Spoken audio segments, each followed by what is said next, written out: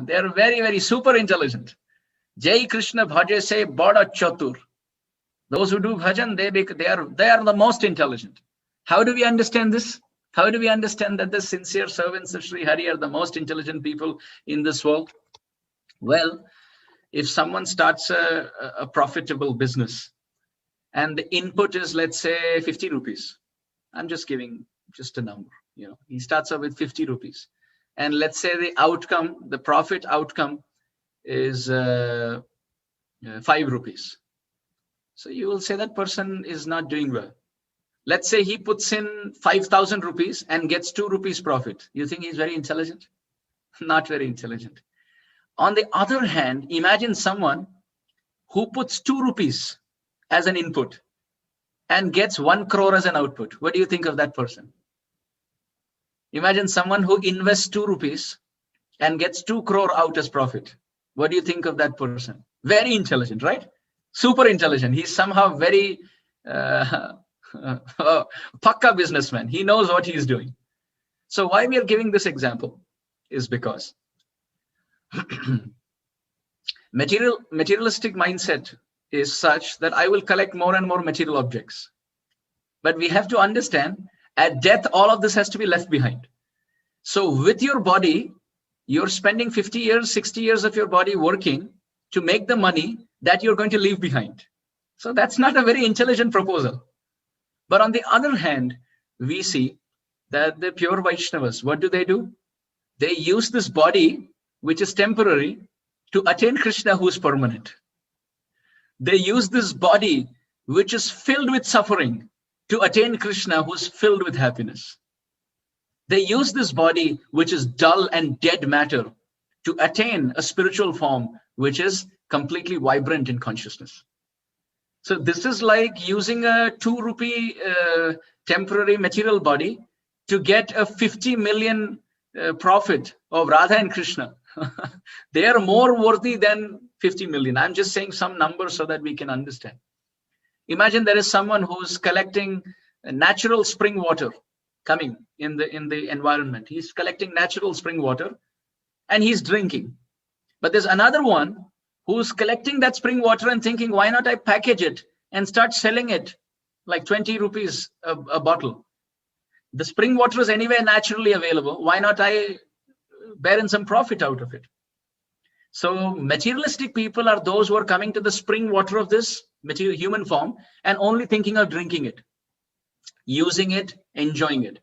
But pure Vaishnavas, what do? They take the spring water, naturally available spring water of this material human form, and they try to make profit with that by trying to achieve the unlimited with the limited, the source of happiness with the source of suffering, the eternal truth with the temporary reality. So therefore, the input is temporary, the output is permanent. So why not, if by giving 50 years of this human life in performing Krishna consciousness, if one is going to get eternal life, this person is really intelligent. He is most intelligent. Other people may have PhD and they may be like having a lot of accolades and awards and recognitions and patents. They may have research papers. They may have certifications. But what ultimately are they gaining? When death strikes, everything is finished. But so for that person, when death strikes, all that he has collected is gone. He has to start all over again. But the devotee is so intelligent that he has been collecting for the future, that which cannot be destroyed. So when death strikes, he transitions naturally to things that he has already collected. Imagine there is a story, a quick story of a king. In a certain tradition, the king used to be appointed, and when the king becomes 50 years old, he used to be dropped in the forest. Out of family, out of kingdom, he has to just live there as a monk or an ascetic. And if wild animals attack and kill him, then he dies like that. But he has to find his own food and no connection, no society, nothing. So there was a certain tradition in a certain king royal line. So one certain king, when he got appointed, what he would do is he would send his minister every day into the forest. One minister a day, every day for 1 hour. He did that from the start of his reign. his rule. And then when he turned 50, he was dropped into the forest. And he was very happy because he had already built a house in the forest by then. He built a house in the forest so that when he goes into the forest, he doesn't have to worry. He built a house in the forest bigger than his kingdom. So for 30 years, from the age of 20 to the age of 50, he invested little time in the forest so that when the transition takes place, he's in a better place than the place where he is. Other kings, they suffered because they enjoyed the present property and they didn't invest in the future. But this king, he spent little time every day and invested time in the forest so that when the transition takes place, he is blissful. So this is the difference between a materialist and a devotee.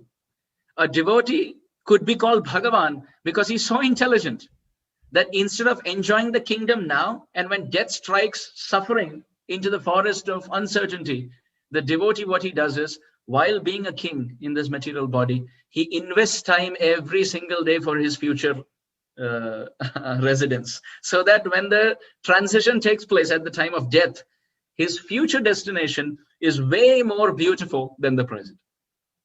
So this is why we also say a pure Vaishnava is Vidwan. He's very intelligent.